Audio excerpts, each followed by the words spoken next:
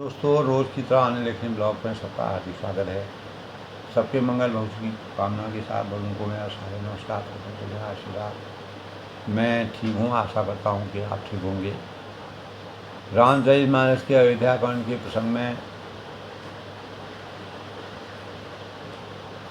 महान कवि गोस्वामी तुलसीदास जी ने अयोध्या कांड के समाप्ति के पश्चात भरत चरित्र को कितना प्रासंगिक बताया। उस चरित्र की वेदनाओं का, रहस्यों का, प्रेम का, स्नेह का और अपने कार्यों के प्रति प्रतिबद्धता और भ्रातृत्व प्रेम की महानता का जो वर्णन भरत जी के चरित्र में महान कवि तुलसीदास जी ने किया है, वह अभूतपूर्व है। तो तुलसीदास जी कहते हैं कि कोई भी भरत जी के चरित्र का अगर नियम से पूर्ण पालना के साथ नियमतः आदरपूर्वक सुनेंगे, मनन करेंगे, ध्यान करेंगे, चिंतन करेंगे, तो निश्चित ही उनको अवश्य ही भगवान श्री राम जी के चरणों में स्वतः ही प्रेम की जागृति हो जाएगी, प्रेम का प्रादुर्भाव हो जाएगा, आविर्भाव हो जाएगा और सांसारिक विषय और अनेक प्रकार के सांसारिक बंधनों से मुक्ति प्राप्त होगी। इसी के परिणाम स्वरूप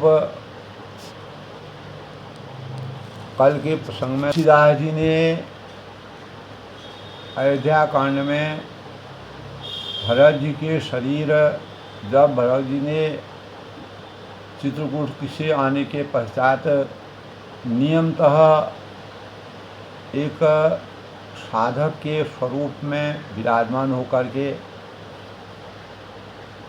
और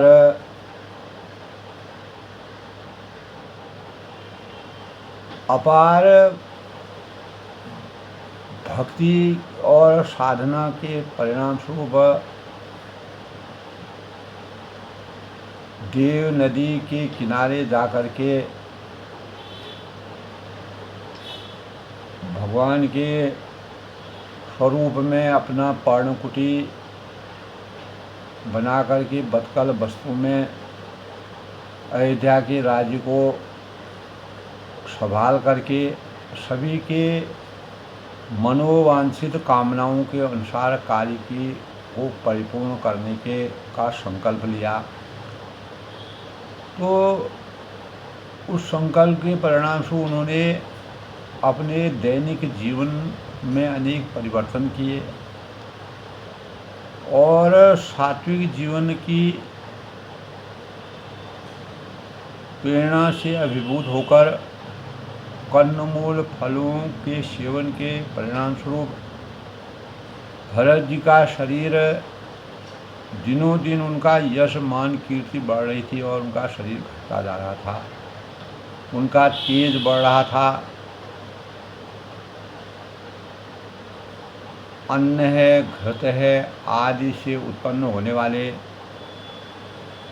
भेद घट रहे थे और बल और सभी मुख की क्रांति लगातार अपार शोभा की प्राप्ति हो रही थी। वैसी बनी है जिस प्रकार राम प्रेम का प्रण नित्य उनके अंतःकरण में विराजमान हो रहा था और उनका मन जो है पुष्ट हो रहा, परिपक्व हो रहा, अर्थात उनका कद बढ़ रहा था और मन उदासी से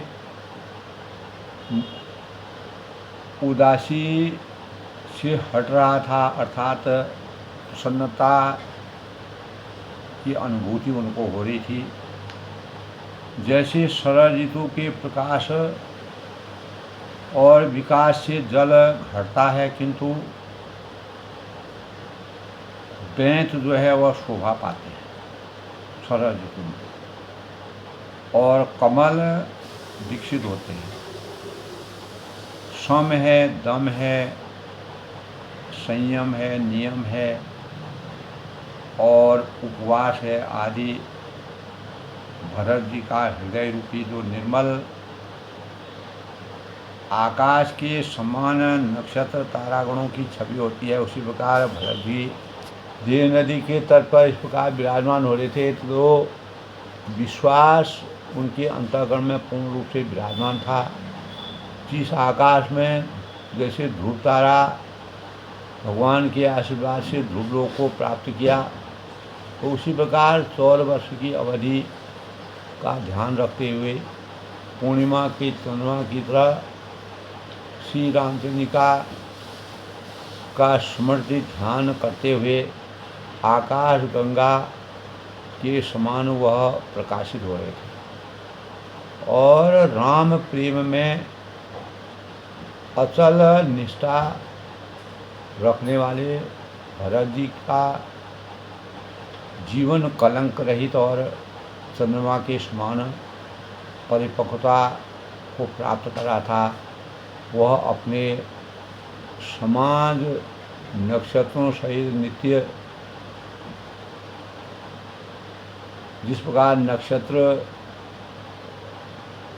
पूर्णिमा के चंद्रमा से परिपक्व होते हैं, उसी प्रकार भगवान राम जी के स्मरण से भरत जी का चैत्र भी पवित्र हो रहा। तो भरत जी की रहनी समझ और उनकी करनी भक्ति वैराग्य निर्मल गुण ऐश्वर्य का वर्णन तुलसीदास जी ने ऐसे किया है कि वो भी उनका वास्तविक वर्णन करने में संकोच करते हैं, क्योंकि कहा गया है कि औरों को की तो बात ही क्या है, स्वयं शेष गणेश और सरस्वती भी भरत जी के समान स्वरूप में अपने को लज्जित महसूस करते हैं। तो तभी कहा नित पूजत प्रभु पावली प्रीत न हृदय समान, मांग मांग आयुष करत राज काज बहु। यानी वे नित्य प्रति प्रभु की पादिकाओं की रज को अपना शिरोधारी करते हैं, पूजन करते हैं और हृदय से प्रेम पूर्वक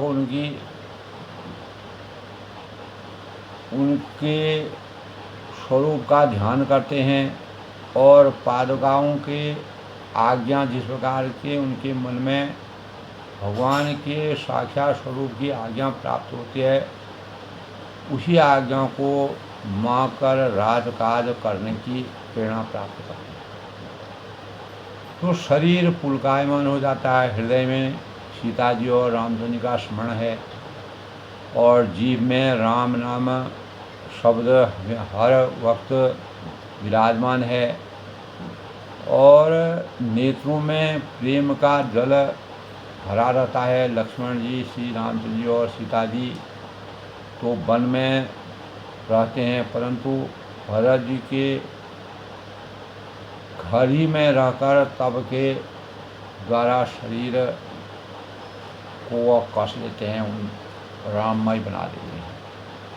दोनों ओर की स्थिति समझकर सब लोग कहते हैं कि भरत जी का मन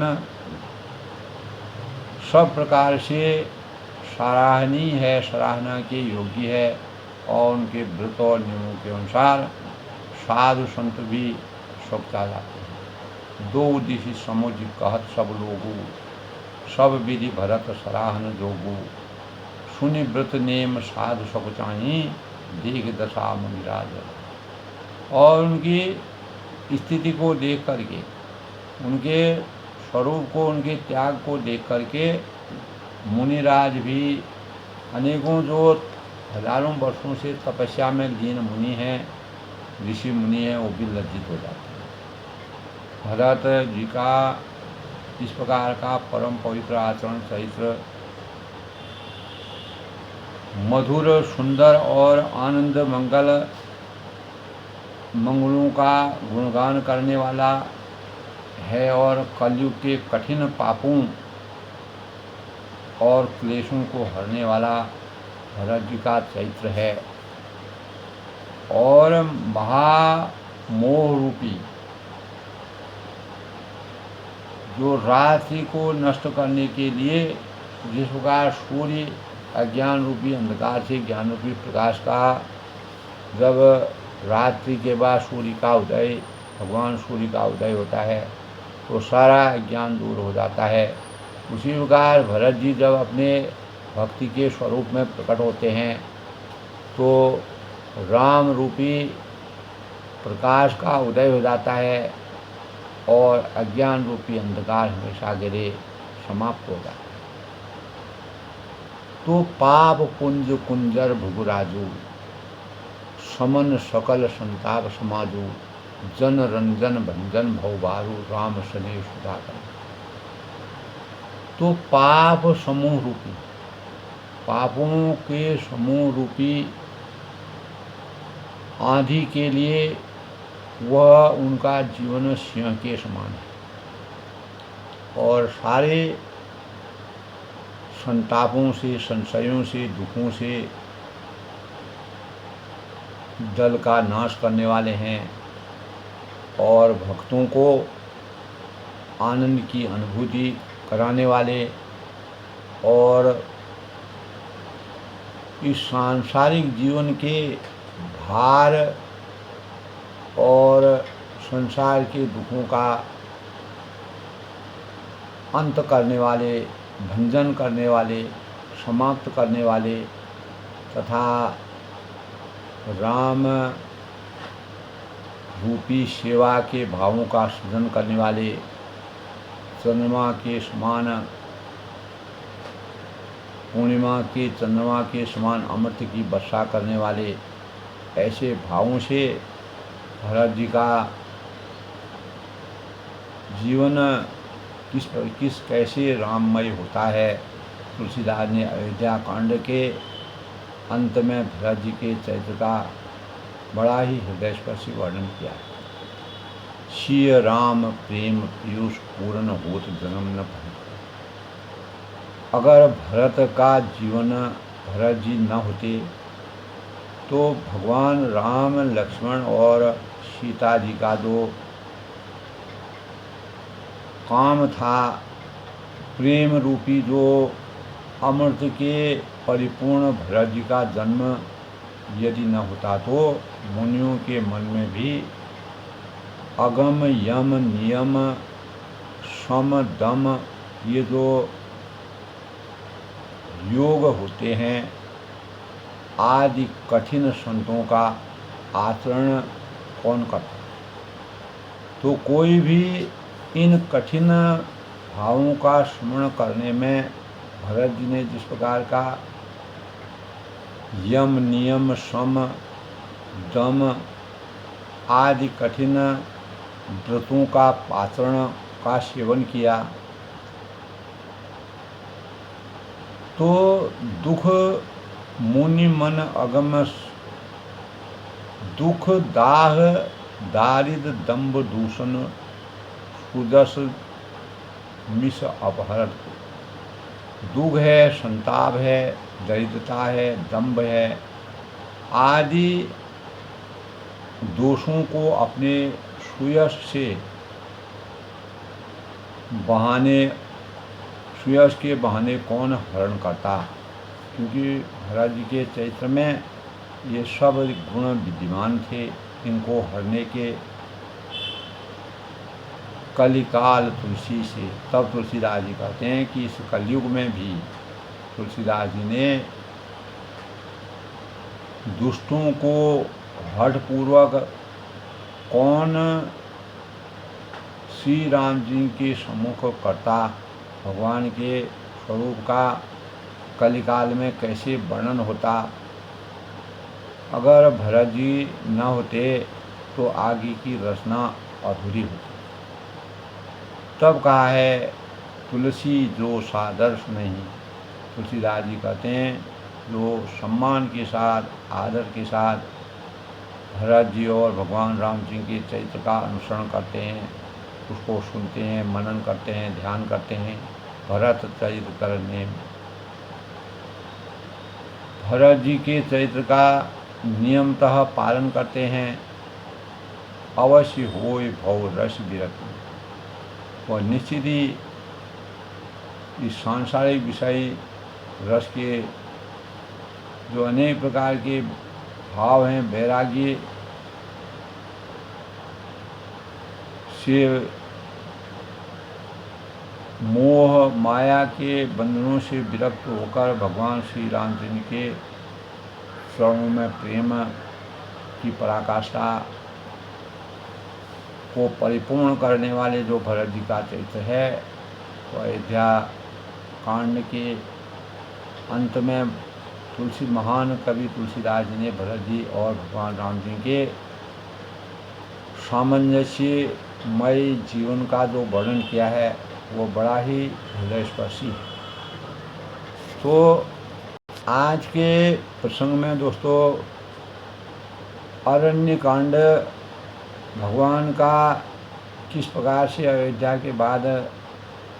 कांड के बाद अरण्य कांड यानी जंगलों में भ्रमण होता है। अयोध्या कांड में अपने पारिवारिक जीवन से मिलते हैं चित्रकूट के वनों में। तो अरण्य कांड में कैसे वह धर्म रूपी वृक्ष के मूल विवेक रूपी समुद्र के आनंद देने वाले पूर्ण चंद्र वैराग्य रूपी कमल के विकसित करने वाले सूर्य पाप रूपी और अंधकार को निश्चय ही मिटाने वाले तीनों तापों से दैहिक भौतिक तापों को हरने वाले मोह रूपी बादलों के समूह को छिन्न भिन्न करने की विधि क्रिया में आकाश से उत्पन्न पवन स्वरूप ब्रह्मलोक के वंशज यानी आत्मज तथा कलंक नाशक महाराज श्री रामचंद्र के प्रिय श्री शंकर जी की वंदना करते हुए तुलसीदास जी कहते हैं, मूलं धर्म तरो विवेकं जलधे पूर्ण चंदमान आनंदं वैराग्यं अम्बुज भास्करं ह्यव घन ध्यावामहं तापहं मोहोभ्यो धर पूग पाटना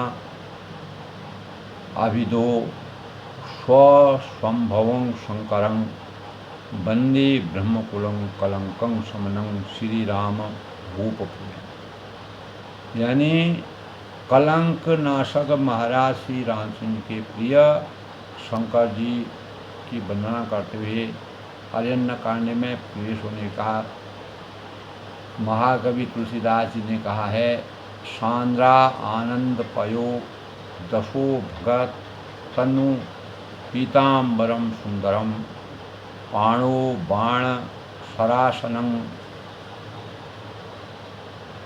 कटिल सत्तूणी रभारं वरम राजीव आयतलोचनं धृत जटा जुटेन संशोभितं सीता लक्ष्मण संयुतं पथिगतं रामम भजे। अर्थात जिनका शरीर जल युक्त यानी जल युक्त मेघों के समान, जब जल से युक्त मेघ बरसते हैं तो कितनी आनंद की अनुभूति होती है। चारों ओर पृथ्वी धरती लोक में प्रत्येक जलचर थलचर नभचर में, उसी प्रकार भगवान रामचंद्र जी जिनका शरीर जल युक्त मेघों के समान सुंदर श्याम वर्ण एवं आनंद रूप है, जो सूक्ष्म बदकल का पीताम्बर वस्त्र धारण किए हुए हैं, पीताम्बरम सुंदरम, और पाणो बाण सरासनं कटिल सत्तु ऋण भारंग परम, और जिनके हाथों में बाण और धनुष हैं, कमर उत्तम तर्कस से यानी उत्तम तरह से के भार से सुशोभित है, कमल के समान विशाल जिनके नेत्र हैं, और मस्तक पर जटाजूट धारण किए हुए परमात्मा के स्वरूप हैं। उन अत्यंत शोभायमान श्री सीता जी और श्री लक्ष्मण जी सहित मार्ग में चलते हुए, जिस प्रकार चित्रकूट के वन में भगवान राम लक्ष्मण और सीता मार्ग में चल रहे हैं, आनंद की अनुभूति करने वाले देने वाले श्री रामचंद्र जी को तुलसीदास जी कहते हैं कि हमें भजना चाहिए। ऐसे स्वरूप को मैं प्रणाम करता हूँ। पंडित सुनि पाहि बिरति, उमा राम गुण गूढ़, जे हरि विमुख न धर्मरति, पावहि मोह विमुख। तो तब भगवान शिव पार्वती जी से कहते हैं, भगवान राम लक्ष्मण और सीता जी को वन में विचरण करते हुए देखते हैं कि श्री राम जी का गुण बड़ा गूढ़ है, रहस्यमय है, और पंडित और मुनि उन्हें समझकर वैराग्य प्राप्त करते हैं। लेकिन जे हरि विमुख न धर्मरति, पावहि मोह विमुख, लेकिन जो भगवान के विमुख हैं, भगवान के को नहीं मानने वाले हैं, नास्तिक हैं, और जिनको धर्म से प्रेम नहीं है, वे महामूढ़ हैं, महामूर्ख हैं। उन्हें सुनकर मोह प्राप्त होते हैं। तो भगवान के वास्तविक साक्षात स्वरूप का दर्शन करते हुए भी जो भगवान का मान सम्मान, भगवान के गुणों का आशीर्वाद प्राप्त नहीं करता है, तो वह इस संसार में मनुष्य रूपेण मृगाश्चरण की पूर्ण नर भरत प्रीत के गाई, गति अनुरूप अनूप सुहाई। अब प्रभु चरित्र सुनऊ अति पावन, करत जे बन सुर नर मुनि पावन। तो पूर्ववासियों के और भरत जी के अनुपम और सुंदर प्रेम मैंने अपनी बुद्धि के अनुसार, तुलसीदास जी कहते हैं कि उनका गुणगान किया। और अब प्रभु चरित्र सुनऊ अति पावन। अब देवता, मनुष्य और मुनि लोग मन को भाने वाले प्रभु श्री रामचंद्र के अत्यंत पवित्र चरित्र सुनिए, जिन्हें वे वन में अपने अनेक प्रकार की लीलाओं को कर रहे हैं। एक बार मुनि कुसुम सुहाए, एक बार तुनि कुसुम सुनाए, निज कर भूषण राम बनाए, शीत ही पहिराए, प्रभु सादर बैठे फटिक शिला पर। तो एक बार सुंदर फूल बनकर चुनकर श्री रामचंद्र ने अपने हाथों से भांति भांति के गहने बनाए। फूलों से अनेक प्रकार के गहने बना करके अपार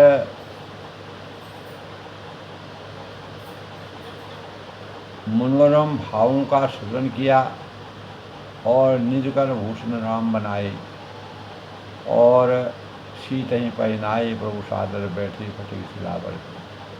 तब स्फटिक की शिला पर बैठे हुए प्रभु ने आदर के साथ गहने श्री सीता जी को पहनाने का प्रयास किया। सुरपति सुत धरि कायम दिशा, षठता रघुपति बलि। तो देवराज इंद्र को इंद्र जो हमेशा भगवान अपने को देवों का देव समझ करके अपने स्वयं के स्वार्थ की बातें करते थे। मूर्ख पुत्र जयंत जो है कौवे का रूप धरकर श्री रघुनाथ जी के का जो बल था उसको देखना चाहता। तो जिमी पिपीलिका सागर था महामंदमत पावन था। तो जैसे महान मंदबुद्धि चींटी समुद्र का था पाना चाहती हो, उसी प्रकार वो भी भगवान के अथाह स्वरूप का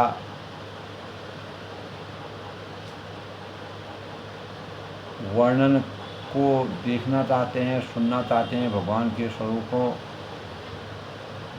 तो सीता चरण चौंच हति भागा। तब उसने क्या किया,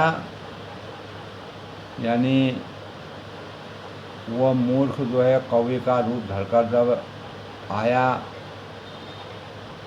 इंद्र का मूर्ख पुत्र जयंत, तब उसने सीता चरण चौंच हति भागा। वह मूढ़ मंदबुद्धि कारण से भगवान के बल की परीक्षा करने, यानी चींटी जिस प्रकार समुद्र के साथ समुद्र में जाना चाहती है, लेकिन कहाँ प्रवाह हो रही है, कहाँ जा रही है, उसको कुछ भी पता नहीं चलता है। उसी प्रकार इतना विशाल भगवान का स्वरूप का जो है उनके जीवन के साथ खिलवाड़ करने वाला जयंत भगवान की परीक्षा करने के लिए पहुंचा, और वह मूढ़ मंदबुद्धि कारण से भगवान के बल की परीक्षा करने के लिए बना हुआ कौवा बना और सीता जी के चरणों में चोंच मारकर भाग गया। चला रुधिर रघुनायक जाना शीघ्र धनुषाय सिंह। तो जब रक्त बह चला तो चोंच मार के गया, तो कौवे का चोंच बड़ी मजबूत होती है, तो उसमें सीता जी के पैरों से रक्त बहने लगा। तब भगवान श्री राम जी ने जाना और धनुष को उन्होंने तरकस को संभाला और सरकंडी का बाण संधान किया, बाण मारा। तब अति कपाल रघुनायक और सदा दीन करनी पासन आय कीन छल मूरख अवगुण भी। तब जयंत कौवे के वेश में आकर के भगवान की परीक्षा कर रहा था, तो उसने सीता के चरणों में जिस प्रकार से चोंच मारी, तो श्री रघुनाथ जी जो अत्यंत ही कृपालु हैं, दया के सागर हैं, और जिनका दीनहीनों पर और दीनहीनों पर जो कृपा करते हैं, जो उनकी शरण में आ जाते हैं, सदा प्रेम से उनके साथ व्यवहार करते हैं, दया करते हैं, तो उनसे भी उस अवगुणों के घर मूर्ख जो जयंत ने आकर छल किया। तो मूर्ख लोग जो है भगवान के वास्तविक स्वरूप को न जानते हुए अनेक प्रकार के छल करके बाधाओं को उत्पन्न करते हैं। भगवान की परीक्षा इंद्र के पुत्र ने जिस प्रकार से जयंत ने कौवे का रूप धारण करके भगवान से छल किया, तो प्रेरित मंत्र ब्रह्म धावा चला भाईश्वर पावा हरि निज रूप गयों पितुबाई राम विमुख राखा दुनिया। तो मंत्र से प्रेरित होकर वह ब्रह्म बाण दौड़ा और कौवा भयभीत होकर भाग गया। भगवान ने ब्रह्म बाण मारा तो भाग गया। वह अपना असली रूप धरकर पिता इंद्र के पास गया। धरि निज रूप गयों पितुबाई, इंद्र के पास गया, तब राम विमुख राखा थे नहीं। श्री राम जी का विरोधी बनकर इंद्र ने उसकी उसको नहीं रखा। तो भा निराश उपजी मन राखा, मन त्रासा तथा चक्र भय ऋषि दुर्वासा, ब्रह्मधाम शिवपुर सब लोका, फिरा भ्रमित व्याकुल भय सो। तब वह निराश हो गया, भगवान का बाण लग गया और इंद्र ने भगवान यानी श्री रामचंद्र जी के विरोधी जानकर इंद्र ने उसको स्वीकार नहीं किया। तब वह मन में भय उसका उत्पन्न हो गया और वह दुर्वासा ऋषि को चक्र में भय यानी दुर्वासा ऋषि को चक्र से भय हुआ था। वह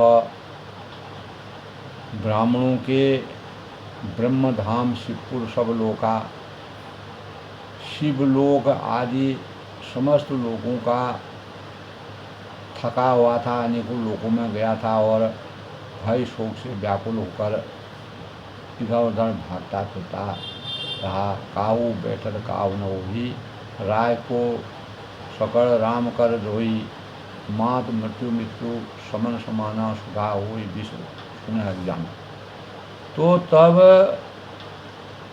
पर रखना तो दूर रहा, किसी ने भी उसे बैठने के लिए तक नहीं, क्योंकि राम विमुख होने के कारण। और श्री रामचंद्र के द्रोही को कौन रख सकता है। काकभूषण जी इस संबंध में कहते हैं कि हे गरुड़, सुनिए उसके लिए माता मृत्यु के समान और पिता यमराज के समान और अमृत विष के समान हो जाता है जो भगवान के विमुख है। मित्र करें सुत रिपुकय करनी, ता कहाँ विशु धनदी व तरनी, सब जग उताई अनलहूँ ते ताता जो रघुवीर विभूषण। तो मित्र सैकड़ों शत्रुओं की सी करनी करने वाला लगता है और देव नदी गंगा जी उनके लिए यानी यमपुरी जैसी नदी हो जाती है, बैतरणी हो जाती है। सब जगताई अनलहूँ ते ताता, और हे भाई सुनिए जो श्री रघुनाथ जी के विमुख होता है वह समस्त जो जगत है, यह संसार है, संसार महानातिशाला उसके लिए अग्नि से भी अधिक गर्म और जलाने वाला हो जाता है। अर्थात वह हमेशा अपने जीवन में जलता रहता है, पश्चाताप करता रहता है और जीवन भर दुखी रहता है। नारद देखा विकल जयंत, तब नारद जी ने जयंत को व्याकुल स्वरूप में देखा, कहीं भी उसको जगह नहीं मिल रही थी। लाग दया कोमल क्षमता, संत होने के परिणाम स्वरूप यानी देखा तो उन्हें दया आ गई उसको देख करके, क्योंकि संतों का चित्त बड़ा ही कोमल होता है। पठवा तो राम कही ताई, उन्होंने उसे समझा बुझाकर ज्ञान दे करके तुरंत श्री राम जी के पास भेज दिया और कहे पुकार पुनः, और उसने जाकर पुकार कर कहा कि हे शरणागत के हितकारी, मेरी रक्षा कीजिए, मेरा जो गलती है उसके लिए क्षमा दान दीजिए। आतुर समय कहीं पर जाई, त्राय त्राय दयाल रघुराई, अतुलित बल अतुलित प्रभुताई, मैं मतिबंध जान नहीं पाई। तब जयंत कहते हैं यानी इंद्र के पुत्र जयंत को कहीं भी कोई भाव नहीं मिला। तब नारद जी को दया आई, उन्होंने भगवान राम जी के बाद पुनः उसको भेजा। तो आतुर और दुखी भयभीत जयंत ने जाकर भगवान श्री राम जी के चरण पकड़ लिए, भगवान के चरणों में समर्पित हो गया और कहा कि हे दयालु रघुनाथ जी, मेरी रक्षा कीजिए और आपके अतुलित बल और आपके अतुलित प्रभुता और आपके वास्तविक सामर्थ्य को मैं मंदबुद्धि होने के कारण जान नहीं पाया, पहचान नहीं पाया, समझ नहीं पाया। निज कृत कर्म जनित फल पाए। अपने किए हुए कर्म के से उत्पन्न हुए फल को मैंने पा लिया है। मेरी हर जगह जो है मैं अपयश का भागी बन गया हूँ। यहाँ तक कि मेरे पिता ने भी मुझे दुत्कार दिया है। अब रूपाय शरण तकी आए हो। अब ही प्रभु मेरी रक्षा कीजिए। मैं आपके शरण में शरणागत बन करके तकरार करके आया हूँ। सुनि गोपाल अधिकार पान। तो शिवजी पार्वती से कहते हैं कि हे पार्वती, कृपालु भगवान श्री रामचंद्र जी उसकी अत्यंत दुख भरी बातों को सुनकर उसे एक आँख का काना करके छोड़ देते। यानी उसको श्राप तो देते हैं भगवान, लेकिन एक आँख से उसको कमज़ोर करके उसको सांसारिक जीवन से मुक्ति प्राप्त कर देते। कीन मोह बस द्रोह, यानी जदवि तेहि कर बंध उचित। कीन मोह बस द्रोह को कृपाल रघुवीर समह प्रभु साणु कर। तब तुलसीदास जी ने कहा है कि जयंत के द्वारा इस प्रकार किए गए आचरण के परिणाम स्वरूप भी भगवान की शरण में जब वो वापस आया, भगवान ने उसको सांसारिक भवबंधों से मुक्त किया और एक आँख से उसको अंधा कर दिया, आँख का काना कर दिया उसको। तो तुलसीदास जी कहते हैं कि अपने मोह बस द्रोह किया था और इसीलिए यद्यपि उसका वध ही उचित था, लेकिन भगवान की कृपा करके उसे छोड़ दिया। भगवान ने उस पर, क्योंकि भगवान की शरण में अगर कोई भी आता है, अगर शत्रु भी है, वो भी उनका मित्र बन जाता है। तो भगवान श्री राम जी के समान कृपालु और कौन होगा।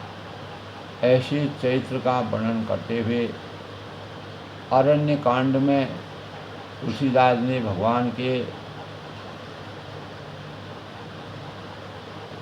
वन में भ्रमण करते हुए सीता जी के स्वरूप को देख करके जिस प्रकार इंद्र के पुत्र जयंत ने अपने जीवन को परिहासपूर्ण बनाया, तो भगवान रामचंद्र जी के स्वरूप का जो वास्तविक रहस्य करने में भगवान राम के समान कृपालु कौन होगा, जिन्हें जयंत को इतना अपराध करने पर भी उसको जन्म मृत्यु के भय से दूर करके इस सांसारिक जीवन से मुक्ति प्राप्त की।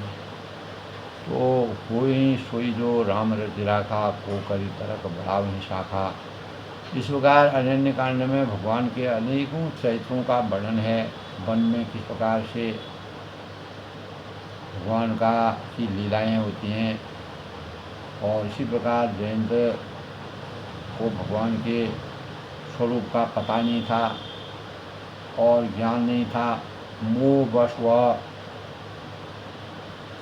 अपनी आसक्ति और उनसे उनके बल के साथ जो है उनकी परीक्षा ले रहा था, लेकिन भगवान के वास्तविक स्वरूप का चिंतन मनन ध्यान न करने की वजह से वो पश्चाताप करने लगा। फिर भी भगवान ने उसको दयालु और कृपालु भगवान ने उनको आशीर्वाद दे करके विमुक्त किया। तो दोस्तों, आज के प्रेरणादायक रामचरितमानस के अरण्य कांड में भगवान ने जयंत को किस प्रकार से उसको विमुक्त किया। कल फिर आगे के प्रसंग से, और आज अपनी वाणी को विराम देते हुए सबके मंगल की कामना करता हूँ। जय श्री राम के साथ। इति श्रूयते।